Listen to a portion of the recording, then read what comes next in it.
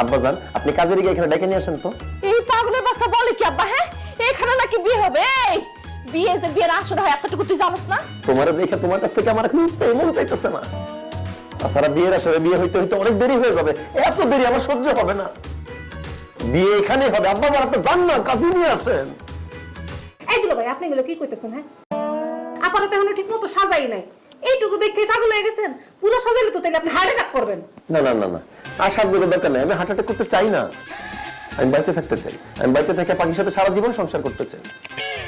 পাখি কাজী বাদ দাও তো, তুমি কবুল বলে ফেলো, আমি কবুল বলে ফেলাইতেছি। আমরা বিয়েটা করে ফেলি। বলো পাখি কবুল? কবুল কবুল না, তোর নাম একটা উষ্টা মারবো। তুই কই থেকে আইছস? হ্যাঁ, কই থেকে আইছস তুই? আমি বাড়ি থেকে আসছি তোমার টানে, তোমাকে বিয়ে করার জন্য। ইসরে কি সুন্দর লাগতেছে, আমার আর ভালো লাগতেছে না। আব্বা আম্মা কিছু মনে করেন, আমি আর একটু নিলাম।